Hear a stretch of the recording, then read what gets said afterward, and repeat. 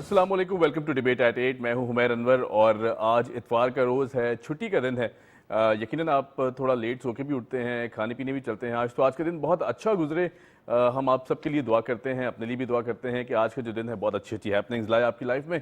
Show का आगाज़ करेंगे अपने ही अंदाज से, टॉप स्टोरीज डिस्कस करेंगे, साथ साथ अखबारात क्या कहते हैं उस पर भी नज़र डालेंगे।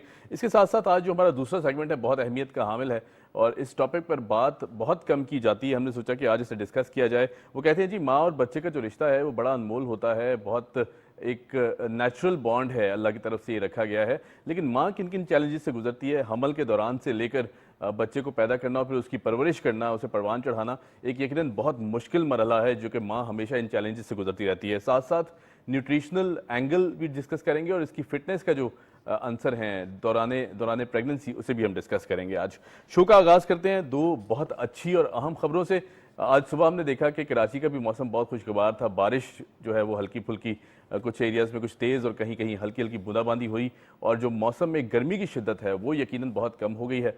और हम दुआगो हैं कि कराची के साथ साथ पूरा सिंध और बाकी जो सूबे हैं हमारे, पंजाब, केपी और बलूचिस्तान और गिलगित बल्तिस्तान में भी हम चाहते हैं जी वहाँ भी मौसम बहुत खुशगवार रहे और इसी तरह जो बारिशों का हल्की फुल्की बारिशों का सिलसिला है वो चलता रहे।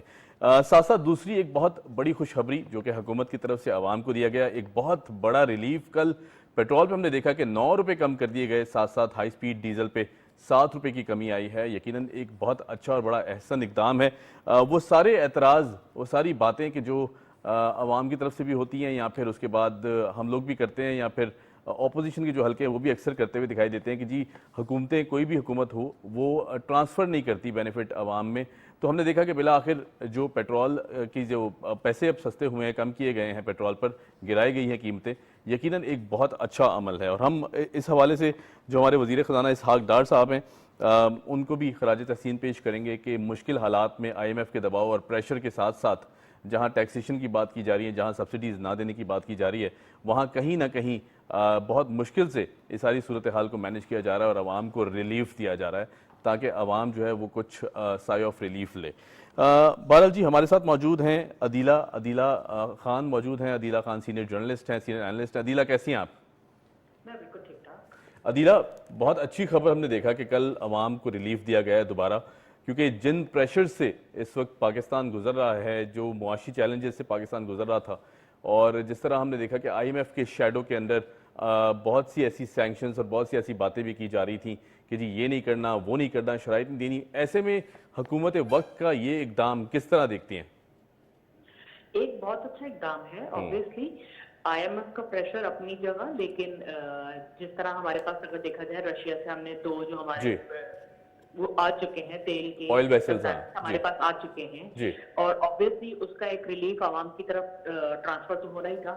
तो despite of all the pressure from IMF के आपने सब्सिडी नहीं देनी, आपने टैक्सेस पे लगानी है, आपने ऑयल पे सब्सिडी नहीं देनी। खासतौर पर इनके पिछले साल भी इस पर काफी बहस रही थी कि ऑयल पे आपने सब्सिडी नहीं देनी है, आपने टैक्स लिवी इतनी करनी है, आपने लिवी इतनी बढ़ानी है और लिवी बढ़ाई भी गई थी पिछले टाइम पे। लेकिन ऑब्वियसली इस वक्त जब पाकिस्तान को अगर कहीं से भी थोड़ा बहुत किसी भी तरह से प्राइसेस में मार्जिन मिल रहा है, कोई मिल रहा है, तो ऑब्वियसली जिस तरह मुश्किलात में इस वक्त आवाम है, जितनी महंगाई शायद आवाम को इतनी वो कर रही है, तो जिस भी किस्म का रिलीफ आवाम को दिया जा सकता है हुकूमत कोशिश कर रही है कि प्रोवाइड किया जाए।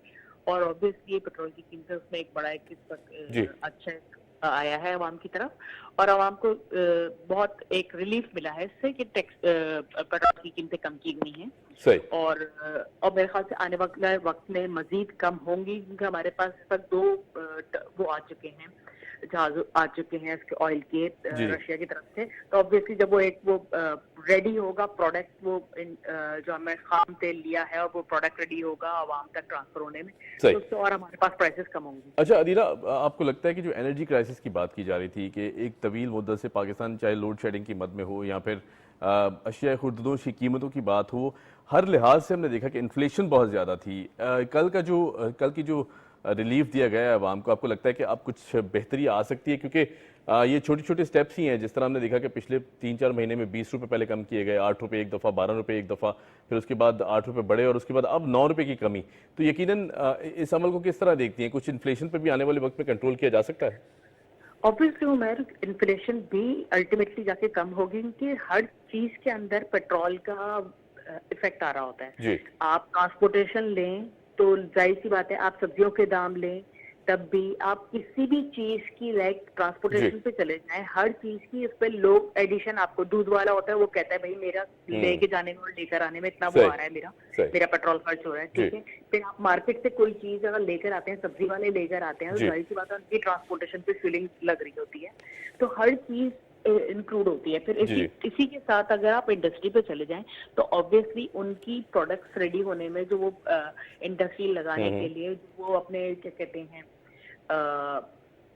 जो वो अपने वो चला रहे हैं, जी जी पेट्रोल डाल के जो अपने वो मशीनें चला रहे हैं या कुछ भी कर रहे हैं, तो ऑब्वियसली जब उनका एक प्रोडक्ट एक कम रेट पे रेडी होगा तो ऑब्वियसली वो वहां पर भी सस्ता ही पहुंचेगा। सही सही इसी तरह हर चीज है, हर चीज के ऊपर पेट्रोल का इफेक्ट आता है, क्योंकि पेट्रोल से आपकी सारी ट्रांसपोर्टेशन इंक्लूडेड होती है, जी ठीक है, तो वो सारी चीजें इफेक्ट करती हैं। तो ऑब्वियसली इसका रिलीफ आवाम तक इन्फ्लेशन कम होने की सूरत में भी आएगा। तो लेट्स होप के मजीद अच्छी खबरें मिलें आगे। सही बिल्कुल ठीक। अच्छा अदीला, चूंकि हम रिलीफ की बात ही कर रहे हैं और फिर दोस्त ममालिक से जो हमारी डील्स चल रही हैं, यकीनन एक बहुत बड़ा संग मील है, चाहे वो रशिया से हो या फिर ईरान से हो। अब देखा जिस तरह आर्मी चीफ साहब जनरल आसिम मुनीर साहब ईरानी चीफ ऑफ स्टाफ से मुलाकात हुई और अस्करी ताउन बढ़ाने पर इत्तेफाक हुआ, ऐसा आज की उर्दू न्यूज़ डेली कहती है, टॉप स्टोरी है आज की। क्या कहेंगी, क्योंकि ज़ाहिर है जो बायलैटरल टाइज थे ईरान के साथ, खासतौर पर ट्रेड को लेकर ये खुल जाना, ये बड़ा अच्छा अमल है। ईरान के साथ ट्रेड को लेकर जो भी स्टेप अभी उठाया जा रहा है या फ्यूचर में भी उठाया जा रहा है, ऑब्वियसली उसका इम्पैक्ट बहुत अच्छा आएगा पाकिस्तान के लिए।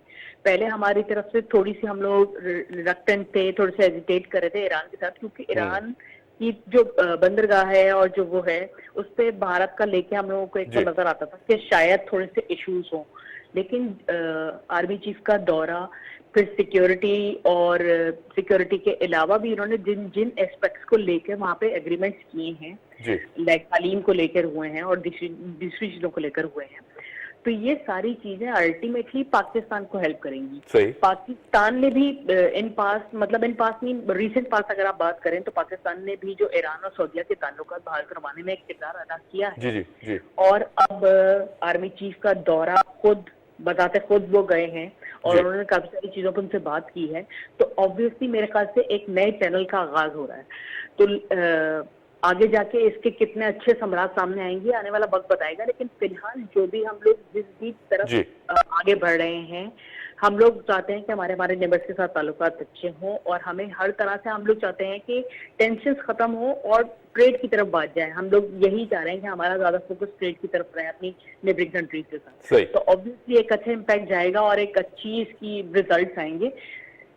राइट, बिल्कुल ठीक। अच्छा अदीला, चूंकि ज़ाहिर है हम पड़ोसी ममालिक की बात कर रहे हैं, तो अगर आज के अखबार की तरफ मैं नज़र दौड़ाता हूँ तो बहुत टॉप स्टोरी है, one of the another top story जो कि बहुत अहमियत की हामिल है।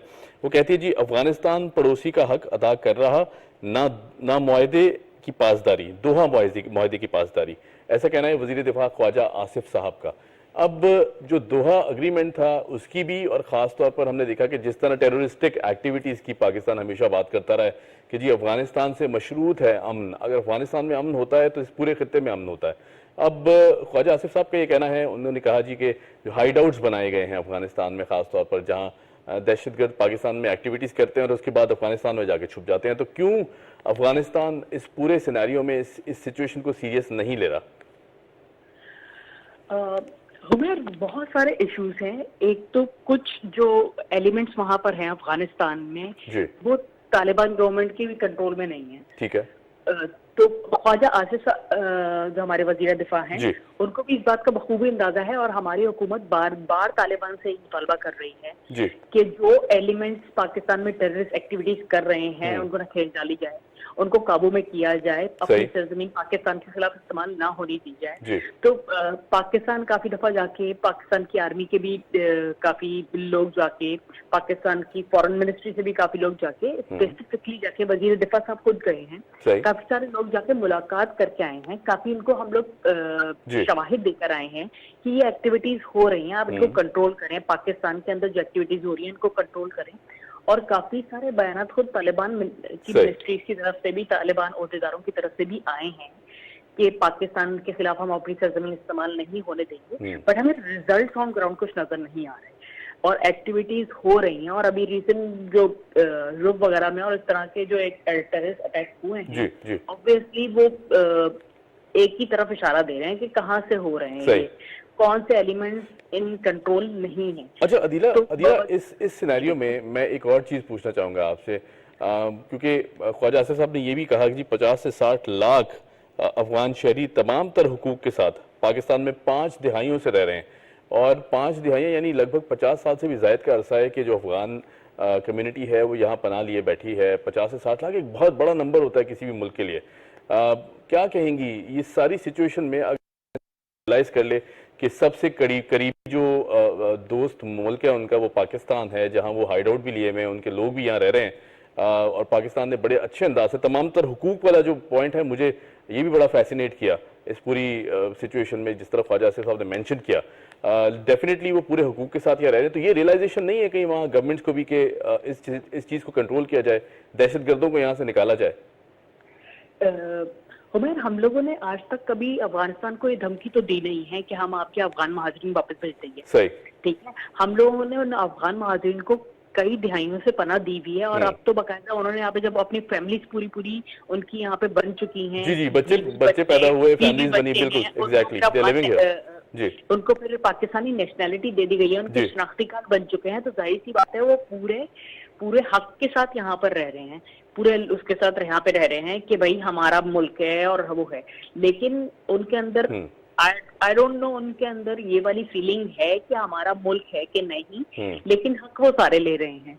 तो ऑब्वियसली पाकिस्तान ने आज तक कभी जब ये धमकी नहीं दी है, तो शायद अफगान गवर्नमेंट को शायद ये एक रियलाइजेशन नहीं है कि वहां पे आपके लोग बैठे हुए जिनको पाकिस्तान एक तरह से पाल रहा है और पूरी इज्जत के साथ पाल रहा है, ठीक है। तो उनको अफगान हुकूमत को भी चाहिए कि पाकिस्तान के मसले मसाइलों को समझें, पाकिस्तान के अंदर जो दहशतगर्द कार्रवाइयां हो रही हैं उनको रोकने में अपना किरदार अदा करें, क्योंकि आपकी भी एक पॉपुलेशन वहां पर पल रही है जिसको पाकिस्तान पूरे इज्जत के साथ पाल रहा है और हर किस्म की जरूरत उनकी पूरी कर रहा है, चाहे वो खाना हो, चाहे उनके शनाख्ती कार्ड हो, चाहे शरीयत का मामला हो, चाहे उनके बीवी बच्चों को पालना हो। बहुत सारे फरारी वहां से हथियार डाल के अगर यहाँ पर आए थे, या कुछ लोग शायद दहशतगर्द की सूरत में भी अगर पाकिस्तान में दाखिल हुए थे, अब उसकी पूरी फैमिलीज यहाँ पे पल रही हैं और पाकिस्तान उनको ये वो दे रहा है कि आपकी फैमिलीज यहाँ पर हैं तो आप हमारे खिलाफ कार्रवाइयां ना करें, लेकिन उस तरफ शायद ये रियलाइजेशन नहीं है। तो इस चीज को बहुत समझने की जरूरत है। बिल्कुल ठीक। अच्छा, coming back to political scenario, चूंकि अब हम देखते हैं कि इलेक्शंस की बात की जा रही है, इंतखाबात की बात की जा रही है, और आम इंतखाबात दूर नहीं है, निगरान सेटअप की भी बात हो रही है, पूरे डिसीजंस कर लिए गए हैं, इत्तेफाक राय हो गया है। आज की जो टॉप मोस्ट हेडलाइन वो ये कहती है जी कि शहबाज जरदारी मुलाकात बर वक्त इलेक्शन पर इत्तेफाक, टैक्स अदा नहीं होते, गैप कहाँ से पूरा करें, बिजनेसमैन अपनी सफ़ों से काली भेड़ों का सोशल बॉयकॉट करें, ऐसा कहना है प्राइम मिनिस्टर शहबाज शरीफ साहब का। क्या कहेंगी? ज़ाहिर है जिस तरह की हम देख रहे हैं अब डिबेट हो रही है पीपल्स पार्टी और नून लीग के दरमियान, जो एक डिस्कशन थी वो भी अपनी तकमील को पहुंच चुकी है, मुलाकातें भी जारी हैं, इलेक्शन का जो अब फिजा है वो बनती जा रही है, कैसे देखती हैं आने वाले टाइम को? इलेक्शन अभी हो पाएंगे या नहीं हो पाएंगे, क्योंकि सिचुएशन ऐसी नहीं है हमारे पास। बेशक दोनों जमातें इस बात पर अग्री हैं कि इलेक्शन वक्त पर होने चाहिए, बट अब बॉल जो है वो इलेक्शन कमीशन के कोर्ट में होगी जब 12 या 14 अगस्त को जब भी असेंबली तहील होती है या तोड़ जाती है, या निगरान सेटअप आ जाता है। जी, अभी ये दोनों चीजें भी समझने वाली हैं कि तोड़ी जाती है या तहील होती है, इनके दोनों में डिफरेंस होगा, एक में 60 दिन और एक में 90 दिन में इंतखाबात का मामला है। बिल्कुल। तो अभी अक्टूबर में इंतखाबात होते हैं, नवंबर में होते हैं, या जो भी सेटअप आएगा निगरान सेटअप, उसको लाइक अभी पंजाब और खैबर पख्तूनख्वा में हम लोग देख चुके हैं कि जैन के अंदर एक कमियां तहील हुई और निगरान सेटअप आया, तो ऑटोमेटिकली अप्रैल में जाके इलेक्शन होने थे। लेकिन वो हमें होते हुए नजर नहीं आए, क्योंकि ऑब्वियसली एक तो उस वक्त ये कहा जा रहा था कि सारी असम्बलियों के इंतखाबात एक साथ होने जी, और फिर फंड्स का इशू भी अपनी जगह है। फंड का इशू भी ऑब्वियसली बिल्कुल, पाकिस्तान जी। के पास रिजर्व इतने नहीं थे कि पाकिस्तान इंतखाबात की एक एक्टिविटी, एक बहुत बड़ी बिल्कुल। एक्टिविटी के अंदर इन्वॉल्व हो सकता था। जी, जी। तो ऑब्वियसली अभी इंतखाबात जब भी होंगे, अक्टूबर, नवंबर या हो सकता है अगले साल, जी, उस वक्त जो भी इशू होगा, लेकिन दोनों पार्टी इस बात पे रजामंद हैं कि ये जो हुकूमत है ये अपनी आईनी मुद्दत से आगे नहीं जाएगी। सही। तो ये तो एक अंडरस्टैंडिंग डेवलप हो चुकी है कि 12 या 14 अगस्त को असेंबली खत्म होने जा रही है। जी, जी। किस सूरत में होगी ये नहीं पता, लेकिन आगे आने वाले वक्त में जब भी इंतखाबात होंगे तो दोनों जमातें जिस बात पर रजामंद हैं, जी। एक तो टैक्स का जो गैप उन्होंने बात की है वजीर आजम ने, ये एक बहुत बड़ी वजह है कि हमारे रिजर्व नहीं बढ़ पाते और हमारे मतलब इकोनॉमिक एक हमारी एक्टिविटी जी। सही तरह से नहीं हो पाती। सही। फॉर एग्जाम्पल मैं आपको 2 एग्जाम्पल दूंगी। एक बहुत बड़ा फोटोग्राफर है जी। जो कि कराची का बहुत बड़ा फोटोग्राफर है, जहाँ पे लोग जाते हैं अपनी पिक्चर्स बनवाने। जी। वहां पे अगर आप जाएंगे तो वहां पे आपको टैक्सेशन का कोई सिस्टम नजर नहीं आएगा, आपको सही। कच्ची पर्ची कटती हुई नजर आएगी। ठीक है। कि मतलब जो भी आपका बिल बन रहा है वो कच्ची पर्ची बना के और कैश हाथ में ले लेंगे, सही। आपको नहीं पता की। और वो बहुत बड़े फोटोग्राफर है पाकिस्तान में। और कहीं ना इसी कहीं तरह आपको नहीं लगता ये हमारी जिम्मेदारी है, जो ग्रे इकोनॉमी का जिसका जिक्र आपने किया है, ये आपको नहीं लगता कि इंडिविजुअल की रिस्पॉन्सिबिलिटी है कि वो सवाल करे कि मुझे पक्की रसीद या पक्का बिल क्यों नहीं दिया जा रहा? बिल्कुल बिल्कुल। मैंने आपको एग्जांपल इसी दी कि मैं जब वहां गई और मुझे जी। पता है कि वो बहुत बड़े फोटोग्राफर, जी। मैं वहां गई, मैंने उनसे पूछा, मैंने कहा ये क्या है आपके पास प्रॉपर रिसीप्ट नहीं है? ठीक है, कि एक कच्ची रसीद है उनका, एक जी। वो उन्होंने अपना एक प्रिंट आउट बनाया हुआ अपना अपने उसका, और उसके ऊपर वो रसीद आपको बना के दे देते हैं। सही। ठीक है, और वो रसीद फिर जो है, मतलब आपको कोई सिस्टम ऐसा नहीं नजर आएगा जिससे वो नजर आ रहा हो कि वो टैक्स उसके अंदर है, सही, टैक्स नेट के अंदर है, बिल्कुल ठीक है। टैक्स नेट में नहीं है। इसी तरह फिर एग्जाम्पल ने एक स्किल स्पेशलिस्ट के पास अगर आप जाएं, वहां पे भी आपको कच्ची रसीद मिल रही है और स्किल स्पेशलिस्ट दिन में लाखों कमा रहे होते हैं। सही, सही। मतलब वहां पे जब आप जाए ना तो इतनी लंबी लाइन लगी होती है फर्स्ट कम फर्स्ट सर्व पे कि आप वेट करते रह जाए, आपकी बारी 1 बजे जाएगी जाके सुबह में। बिल्कुल ठीक, बिल्कुल ठीक। तो अब जब इस तरह के लोग जो इतना कमा रहे हैं और वो नहीं चाह रहे कि हम टैक्स पे करें, तो वो एक आपको मेंटेलिटी बनी हुई नजर नहीं आती कि लोगों के दिमाग बने हुए हो कि हमें टैक्स पे करना है, हम इस मुल्क की शहरी हैं, लेकिन वो नहीं है। तो लोग जब इस तरह डंडियां मार रहे हैं जी। आप छोटे दुकान वालों पे और परचून वालों पे और उन पे तो आप लोग बड़ा वो कर रहे हैं, लेकिन जो बड़ी मछलियां हैं उनको भी पकड़ा नहीं जा रहा। बिल्कुल ठीक, तो बिल्कुल बहुत ठीक। सारी बड़ी मछलियां ऐसे हैं जो इस तरह टैक्स अपना खा रही हैं और अपनी आमदन छुपा रही हैं। सही, सही। राइट अदीला, बहुत शुक्रिया, thank you so much for joining us. Adeela Khan हमारे साथ मौजूद थी, और यकीनन जो ग्रे इकोनॉमी है ये हुकूमत के लिए भी बहुत बड़ा चैलेंज हमेशा से रहा है, और बहुत से इकदाम किए भी गए हैं एफबीआर की तरफ से कि इसको टैकल किया जा सके, इनको टैक्स नेट में लाया जा सके। भारत जी यहाँ लेते हैं एक छोटी सी ब्रेक, और ब्रेक के बाद जब आएंगे तो एक बहुत बड़ा और एक बहुत इंपॉर्टेंट टॉपिक है जिसे हम डिस्कस करेंगे। Keep watching debate at 8।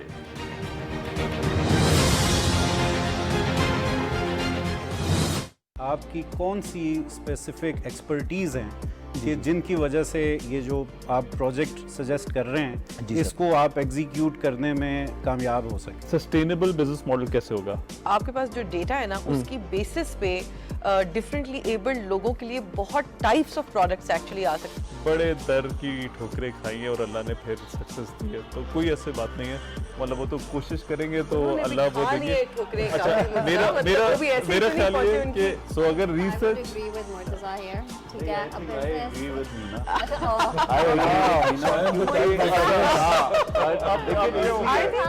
So essentially आप उनसे प्रोड्यूस करा रहे हैं, उन्हीं से ले रहे हैं और आगे बेच रहे हैं, या if I've understood it incorrectly तो सप्लाई चेन कैसे है? Maybe go one step further and see कि ये इसको किस तरह आप क्लीन ड्रिंकिंग वाटर में कन्वर्ट कर सकते हैं। आपने पास में जो चीज़ दिखाई है, आपकी नॉलेज भी इसमें अच्छी है, लेकिन मेरा बस एक होएगा कि आप एक रिक्वेस्ट होएगी कि इसका बिजनेस प्लान जरूर बनाएं। आपकी ये चीज़ एडॉप्ट करता हूँ तो मेरी इनकम डबल हो जाएगी या क्या इसका आउटकम क्या होएगा? आपकी इसके अंदर कोई बिल्ट इन रेवेन्यू स्ट्रीम है जो इसको सस्टेन कर सकती है? What is the amount of funding which you are asking? 5 million. And 5 million में क्या क्या आप कवर कर रहे होंगे आप?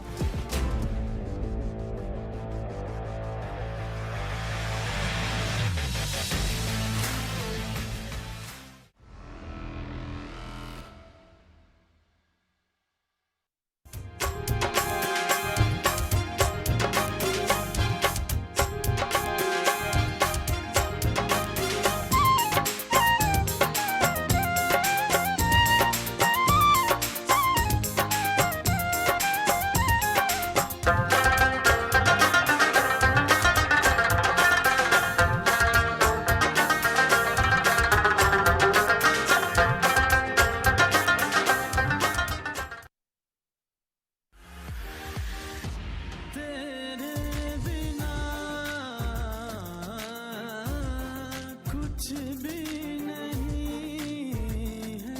मेरे इन ख्यालों में, मेरे इन सवालों में जो है दबी दबी चाहती बातों में। आप सर्च करें, ढूंढें कि आपके अंदर क्या टैलेंट है और आप क्या कर सकते हैं और आप क्या करना चाहते हैं।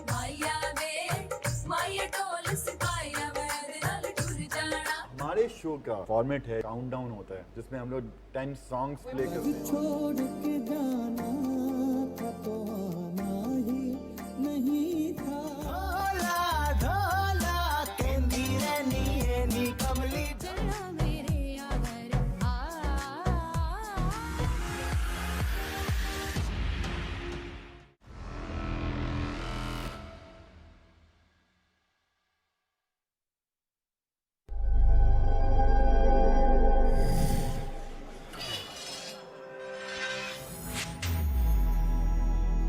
मुल्क में इस वक्त तवानाई का बहुत बहरान है जिसका हम सबको ख्याल करना चाहिए।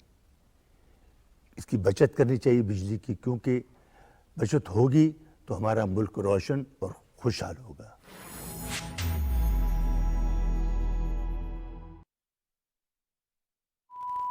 पाकिस्तान टेलीविजन सर्विस की जानिब से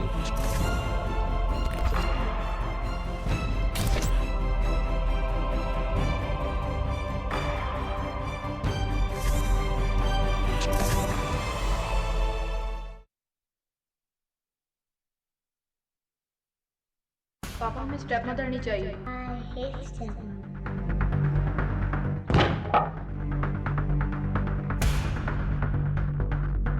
मेरा घर है, ये मेरे मियाँ का घर है।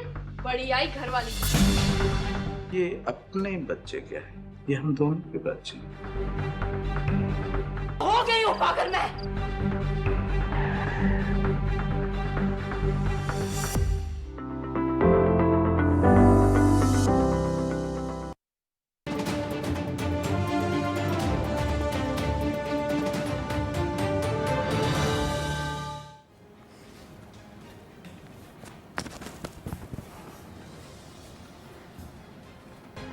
Welcome back after the break. आप देख रहे हैं प्रोग्राम डिबेट एट 8। मैं हूं हुमैर अनवर और हम बात कर रहे थे एक बहुत इंपॉर्टेंट टॉपिक जो कि हमने अपनी हेडलाइंस में आज की टॉप स्टोरीज में मेंशन किया।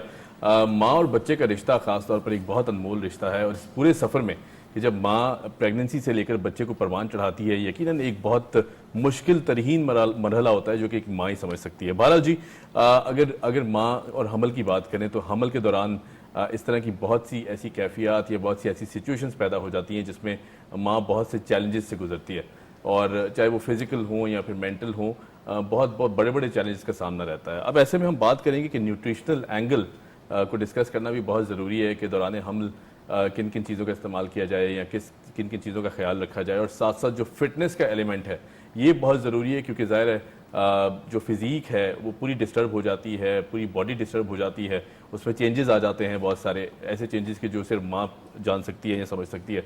इसे भी हम डिस्कस करेंगे कि किस तरह फिट रहा जाए। हमारे साथ मौजूद हैं हमारे पैनलिस्ट फ़रा सैयद, न्यूट्रिशनिस्ट है। फ़रा, कैसे हैं आप? अस्सलाम वालेकुम, कैसे हैं? वालेकुम, बिल्कुल ठीक ठाक। साथ साथ तशरीफ़ फरमाए महरीन फवाद जो कि फिटनेस इंस्ट्रक्टर हैं। महरीन, कैसी हैं आप? अस्सलाम वालेकुम, अल्हम्दुलिल्लाह। वालेकुम। अच्छा, मैं फ़रा से स्टार्ट करता हूँ। फ़रा, जिस तरह हम बात कर रहे हैं, क्योंकि ज़ाहिर बहुत चैलेंजिंग एक वो है, मरहला है, हम रियलाइज़ नहीं करते, समझते नहीं हैं कि किन किन चैलेंजेस से एक औरत, एक माँ गुजर सकती है दौरान हमल इनफैक्ट।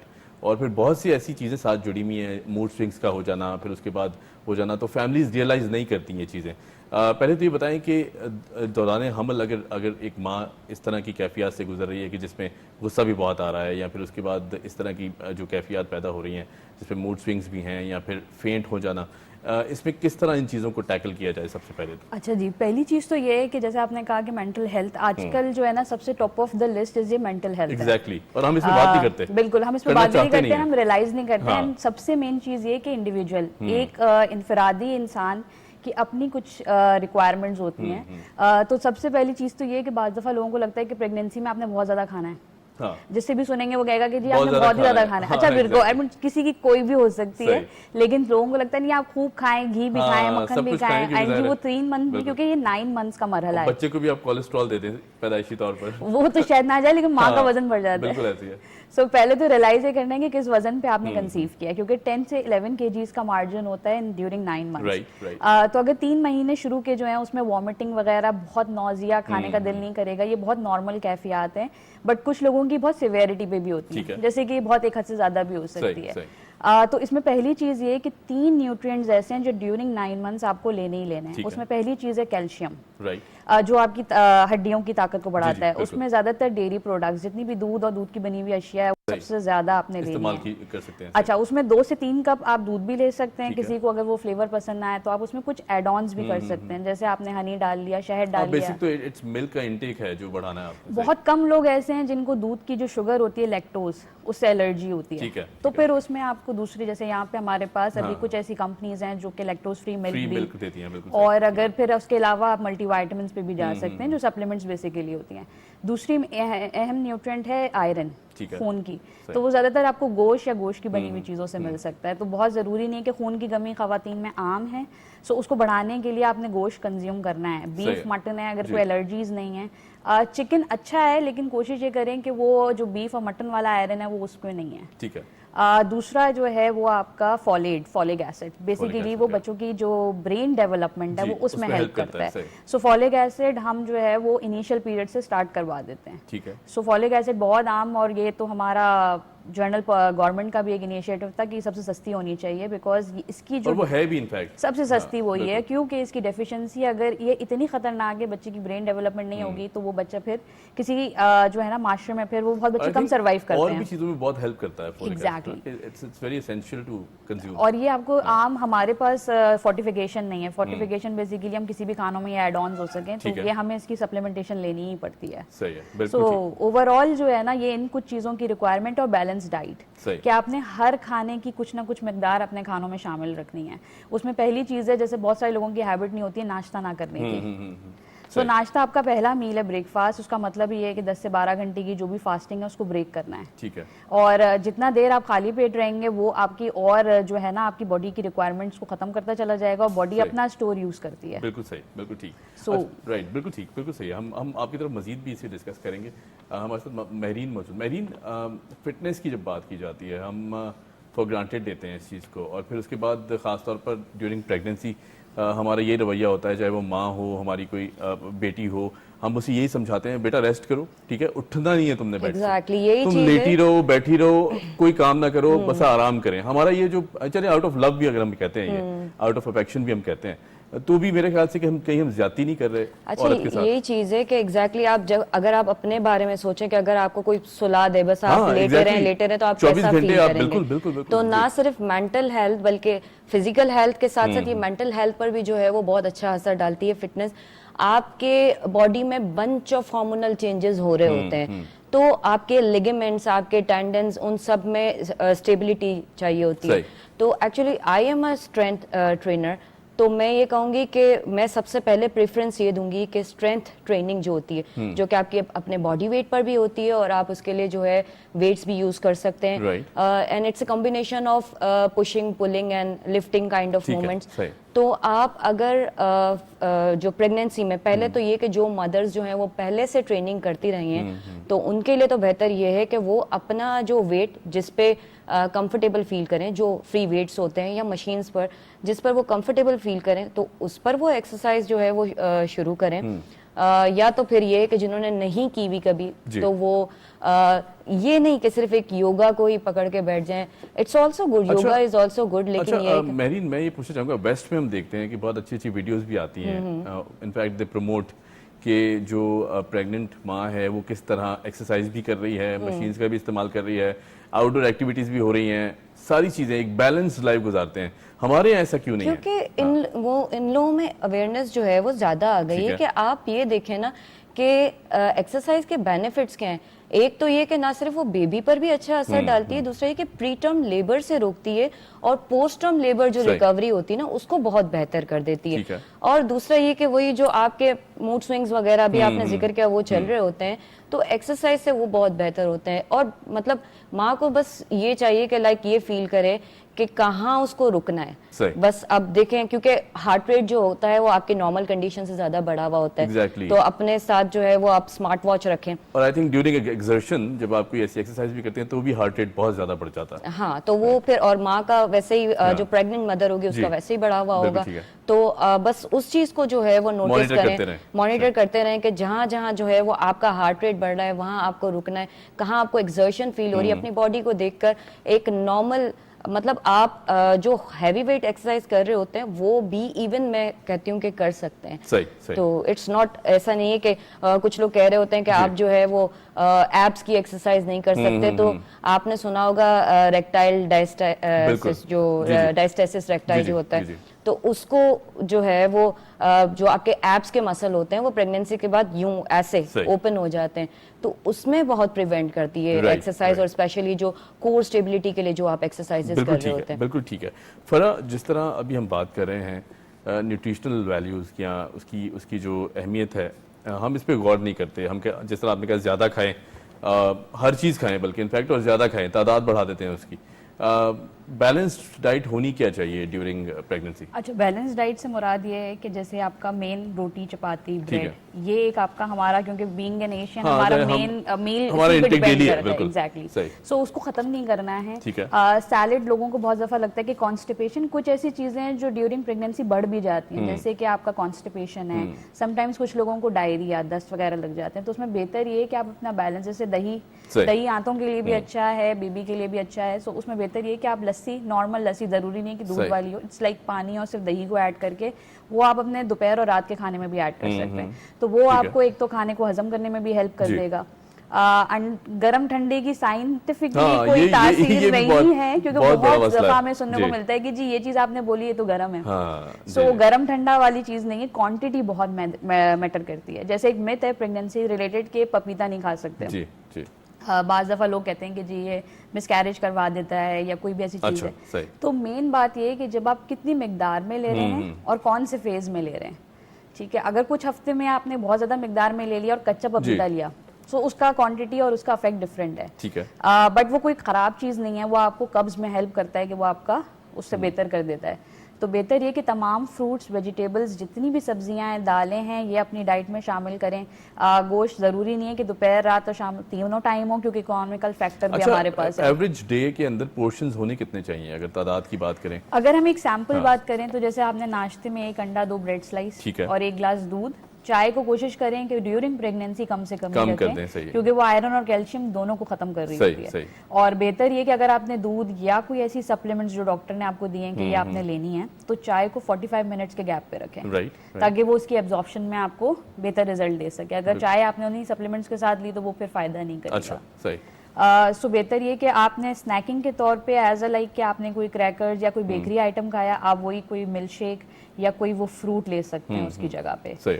कोशिश करें कि टाइमिंग्स का भी ख्याल रखें। ज्यादातर लोग करते हैं कि जब उठा वो उनके पहले नाश्ता होता है, अब वो 11 बजे भी हो सकता है जी, वो 12 बजे भी हो सकता है। सो इट्स बेटर कि नाश्ते का टाइम आपका 10 बजे से पहले हो जाए, फिर बीच में कोई स्नैक है, आपने लंच लिया, लंच में एक सैलेड का पोर्शन हो सकता है, जरूरी नहीं है बहुत हाई फाई हो, 2 सलाद के पत्ते, आधा खीरा, गाजर, ये आपकी बेहतर, आपकी वो सारी कमी पूरी कर सकता है। दाल, हमारे पाकिस्तानी खानों में अच्छी बात ये है कि हम मिक्स करके बनाते हैं, तो हम एक सारी न्यूट्रिएंट्स को भी ले लेते हैं, जैसे दाल गोश्त टाइप का बन गया, कोई सब्जी दाल टाइप की चीज बन गई, सो वो हर चीज को ऐड ऑन कर देता है, ठीक है। जैसे मेंटल हेल्थ वाली बात थी, आई वुड से कि फोर्स नहीं करना है, भूख रख के खाना नहीं खाना है, थोड़ा थोड़ा जरूर ले लें, भूख ना भी लगे तब भी थोड़ा बहुत लेना जरूरी है। सही, और लेमन का इस्तेमाल कर सकते हैं, तो वो थोड़ा सा नॉजिया, वॉमिटिंग वाली कैफियत को खत्म उसको भी हेल्प करता है। सही, बिल्कुल ठीक। अच्छा महरीन, हम अगर एक्सरसाइज की बात करें, कुछ खवातीन ज़ाहिर है मसरूफियत इस तरह की होती है, घर भी देखने हैं, फिर उसके बाद साथ साथ और भी चीज़ें, फैक्टर्स जुड़े हुए हैं। अगर वर्किंग वुमेन भी हैं तो भी उनके पास टाइम नहीं होता कि थोड़ा सा वक्त निकाला जाए। हालांकि कोई बड़ी बात नहीं है, 24 घंटे में से अगर आप आधा घंटा निकाल लें अपने लिए, लेकिन फिर भी ये आधा घंटा निकालना मुश्किल हो जाता है, रूटीन बनाने में मुश्किलात हो जाती हैं। तो कौन सी ऐसी एक्सरसाइजेज घर पे रह के क्या किया जाए कि अगर आप या तो वॉक कर लें या फिर इस तरह कुछ रिकमेंड करें ताकि जो प्रेग्नेंट वुमेन है उनको बेहतरी फील हो अपने? अच्छा, वॉक तो देखें एक आपका बस एक्टिव रहने का एक तरीका है, लेकिन वॉक इज मैं उसको एक्सरसाइज के तौर पर तो मैं नहीं करेंगे, नहीं कर सकती, लेकिन ये है कि आप अगर घर पे ही करना चाहते हैं, पहली बात तो ये कि मैं कहूँगी कि अगर आपको अपना और अपने बच्चे का ख्याल है ना, तो आपके लिए दिन में आधे से 1 घंटा निकालना मेरे ख्याल में 24 घंटों में कोई बड़ी बात नहीं। पहले अपनी स्लीप भी कंप्लीट करें। ऐसा भी नहीं है कि अगर आप 2 घंटे सोए सुबह 6 बजे उठ के आप एक्सरसाइज करने लगे तो स्लीप जो है वो भी एक इम्पॉर्टेंट फैक्टर है आपकी वेल बीइंग के लिए, आपके बच्चे की वेल बीइंग के लिए। तो ये है कि आप स्क्वाट्स जो है वो करें, लंजेस होते हैं, हिंज अपना बेहतर करने की कोशिश करें, पुशिंग एंड पुलिंग मूवमेंट्स जो होती हैं वो करने की कोशिश करें अगर आप घर में ही कर रहे हैं। और हमेशा मैं ये कहती हूँ कि अगर आपने एक्सरसाइज कभी नहीं की हुई तो सबसे पहले उसको बॉडी वेट पे स्टार्ट करें, नॉर्मल विदाउट एनी वेट, और फिर अगर आप घर पर कर रहे हैं तो आप पानी की बॉटल्स ले लें, ग्रेजुअली वेट इंक्रीज करें। ये नॉर्मल लोगों के लिए भी है और प्रेग्नेंट लेडी के लिए भी कि आप जो है वो अपना जो वेट जो है, जो फ्री वेट्स आप एक्सरसाइज के लिए यूज करें उसको ग्रेजुअली आपको इंक्रीज करना है। ऐसा नहीं करना है कि आज आपने 2 उठाया तो कल आप 5 kg जो है वो उससे करना शुरू कर दिया। बस आप अपने बॉडी वेट पे आप जो एक्सरसाइज कर सकते हैं अपनी बॉडी की सुने कि वो आप अगर बहुत ज्यादा एक्सर्शन फील हो रही है रुक जाएं, अपने आप को जिस तरह फूड के हवाले से जो है कि वो आप जबरदस्ती आपको नहीं करनी है, क्योंकि जाहिर है आपकी बॉडी में इतने चेंजेस हो रहे होते हैं, आप नौजिया फील करते होते हैं और मॉर्निंग सिकनेस हो रही होती है, बहुत सारी चीजें होती हैं,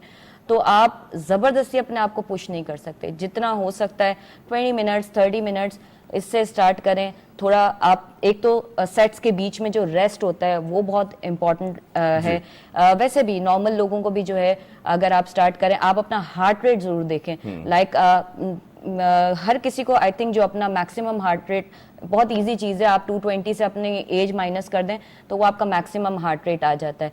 आप मैक्सिमम से आई वुड रेकमेंड कि आप जो है वो प्रेगनेंसी में 50% पे काम करें। Like if my maximum heart rate is 185 या हम 180 कंसिडर कर लेते हैं तो आप जो है 90 100 इस पर रहकर जो है वो अपना करें। पर अगर ये 200 से ऊपर जा रहा तो फिर इट्स अलार्मिंग, राइट? हाँ, वो तो जाहिर है, आप मैक्सिमम से भी अगर आप ऊपर चला जाता है, मैक्सिमम हार्ट रेट जो है वो अगर नॉर्मली हम देखा जाए लाइक इन 30s जो है वो आपका मैक्सिमम हार्ट रेट 190 तक होता है। तो आप मतलब कोशिश ये करें 50-60% पर आप अपने काम करें। इसीलिए मैंने कहा कि आप स्टॉप वॉच जरूर पहने आप, ताकि आपका पल्स मॉनिटर होती रहे। तो बस ये है। बिल्कुल ठीक है। अच्छा, ये जो ज्यादती की बात हो रही है, हम अगर अपने एनवायरनमेंट की बात करें, आसपास का जो हमारा माहौल है, फिर उसके बाद सोशल एंगल को अगर लें तो फरा आपको नहीं लगता कहीं ना कहीं जो हमारे आसपास रहने वाले लोग हैं, चाहे फैमिली सिस्टम्स में हो या फिर वो इस चीज़ का ख्याल नहीं रखते? फिजिकली तो बहुत ख्याल रखते हैं लेकिन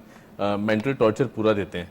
वो किस तरह की टेंशन डिप्रेशन का माहौल भी अगर है, कोई ऐसी बात डिस्कस कर ली जो नहीं करनी चाहिए थी, या फिर इस तरह कोई बात कह दी, कोई ताना मार दिया, तो मेरे ख्याल से ये भी बहुत ज्यादा खतरनाक साबित होता है एक औरत के दौरान हमला। एग्जैक्टली बिफोर काउंसलिंग हमें ये समझना जरूरी है कि जो भी खातून या आई हैं तो उनकी फैमिली डायनामिक्स क्या है। इधर she is living in like joint family system है, उसमें उसके काम क्या है, अगर वो सिंगल फैमिली है तो उसके ऊपर बर्डन कितना है, क्योंकि दोनों सिस्टम्स में कहीं ना कहीं बर्डन आपको बताता है। सो समटाइम्स ये कि जॉइंट फैमिली में हेल्पिंग हैंड भी बहुत सारे होते हैं और समटाइम्स सिंगल फैमिली में भी आपके पास। सो जो टॉर्चर सॉर्ट ऑफ आपने बात की वो यही है कि ये तो इससे पहले भी होता था, ये तो बहुत नॉर्मल है।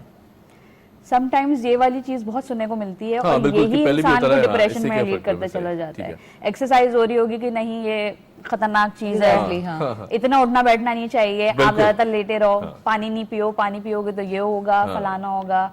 तो बहुत सारी चीजों को आपने कोशिश ये करनी है कि ये सिर्फ 3 लोगों का काम होना चाहिए बिफोर योर प्रेगनेंसी। अगर आप कुछ करें, इट्स योर डॉक्टर, आपकी डाइटिशियन अगर आपको हेल्प आउट करती है, क्योंकि कुछ ऐसी मेडिकल कॉम्प्लिकेशंस हैं जो कि आगे भी जाके फिर आपको फर्दर डेंजरस आपके लिए हो सकती है। जैसे ड्यूरिंग प्रेगनेंसी अगर आपको डायबिटीज हो जाए, ब्लड प्रेशर बहुत ज्यादा रेज हो जाते हैं, और ब्लड प्रेशर या डायबिटीज दोनों साइलेंट डिजीजेस हैं, खामोश बीमारियां हैं। ये एक हद से ज्यादा जब बढ़ते हैं तब ये आपकी बॉडी में अलार्म देते हैं। ये बाकी ऑर्गन्स को भी डैमेज करते हैं, आपकी आंख, किडनी और दूसरे असर भी आते हैं। सो ये वो चीजें हैं जो बाद में पिक की जाती हैं और फिर रीजन इसके यही बहुत माइनर लेवल्स पे होते हैं। कुछ लोगों की फैमिली हिस्ट्री हो सकती है, कुछ लोग सिर्फ अपने स्ट्रेस रिलेटेड एनवायरनमेंट में बीबीज बढ़ा देते हैं। नींद ना पूरी होना भी एक स्ट्रेस है, समटाइम्स आप कुछ करना चाह रहे हैं, जब आपको वो चीज़ को रोका जाए तो वो आपके लिए स्ट्रेस है। सो फ्रीडम हर एक के लिए इम्पोर्टेंट है। सर्कमस्टेंसेस आप ऐसे दें कि वो खुद उन चीज़ों को अडेप्ट करें। ठीक है। सो बेसिक बात यही है कि आप डाइट रिलेटेड भी फोर्स ना करें, आप कोशिश ये करें कि वो जितना वो चाह रही हो, जितनी उसकी बॉडी खुद मांगेगी वो खुद लेगी। बिल्कुल ठीक है। बट हाँ, कोई चीज फोर्स नहीं करनी चाहिए। हम ये चीज कहते हैं कि फ्लेक्सिबल होना चाहिए। जैसे बहुत सारी खवातीन आती हैं दूध नहीं पी सकते, दूध कभी लिया ही नहीं था, तो देयर आर ऑल्टरनेटिव्स कि वो फिर आप उनको बता सकते हैं। राधा दिन आप जबरदस्ती दूध ही पिलाएंगे जी, दूध वाला काम दूध ही करेगा। बिल्कुल ठीक। अच्छा महरीन, जो स्ट्रेस की बात अभी की फरा ने, यकीनन ये एक बड़ा आम सा वर्ड बनता जा रहा है हमारे मुआशरे में, चाहे वो फिजिकली स्ट्रेस हो, मेंटल स्ट्रेस हो, किस तरह थ्रू एक्सरसाइज से दूर रहा जाए, पहली बात तो ये बताएं। दूसरा ये कि कौन सी ऐसी रूटीन में ऐसी क्या क्या चीज़ें ले आएँ, चाहे वो वर्कआउट हो या फिर कोई ऐसी चीज़ बताएं कि जो स्ट्रेस को दूर रखे। अगर हो भी गया है, कोई मेंटल स्ट्रेस भी है या फिजिकल स्ट्रेस भी है, अब लेथार्जिक हैं, लेजी फील करते हैं, तो किस तरह स्ट्रेस को हटाया जा सकता है? अच्छा देखें, अभी जो है वो डायबिटीज़ का भी जिक्र हुआ, स्पेशली मैं कहूँगी गेस्टेशनल डायबिटीज़ जो होती है, जो बेबी शुगर जिसे कहते हैं आम जबान में, तो वो भी हो जाती है। तो आप जितना मैं कहती हूँ एक्सरसाइज करेंगे, एक तो ये कि आपका हार्ट जो है वो ब्लड जो है वो बहुत अच्छे रेस्टिंग स्टेट में भी अच्छी तरह पंप करेगा। तो इस तरह जो है आप जो हाइपरटेंशन के जो प्रॉब्लम्स होते हैं उससे आप बच सकते हैं। स्ट्रेस रिलेटेड जो इश्यूज़ हैं और इसके अलावा जो गेस्टेशनल डायबिटीज़ है, इन सब चीज़ों से मैं सबसे पहले कहूँगी कि अगर आपकी बॉडी मूवमेंट में आती है ना, तो उससे आप बहुत सी चीज़ों से, बहुत सी बीमारियों से बच सकते हैं। इवन जो जिनको कार्डियोवैस्कुलर इश्यूज होते हैं उनसे भी जो है वो सिर्फ एक्सरसाइज के जरिए से भी बचा जा सकता है। और एक अच्छी डाइट, न्यूट्रिशनल डाइट जो है, तो जो आपको जिस चीज़ से आप मुतमईन होते हैं, अगर आप कार्डियो से मुतमईन हैं, आप वो उससे स्टार्ट करें। लेकिन स्ट्रेंथ ट्रेनिंग की अपनी जगह एक अहमियत है।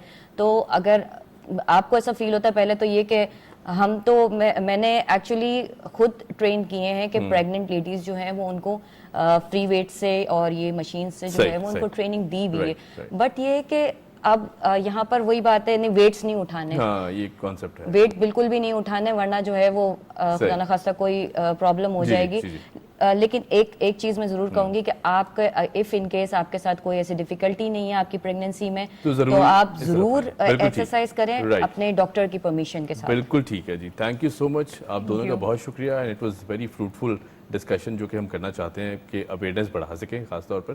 फरा, thank you so much for joining us. Mehreen, आपका भी बहुत शुक्रिया, thank you so much for joining us. हमारे साथ मौजूद थी आज फिटनेस इंस्ट्रक्टर और साथ साथ एक न्यूट्रिशनिस्ट, और डेफिनेटली उम्मीद करते हैं कि आज का जो प्रोग्राम है आपको बहुत पसंद आया होगा। On that note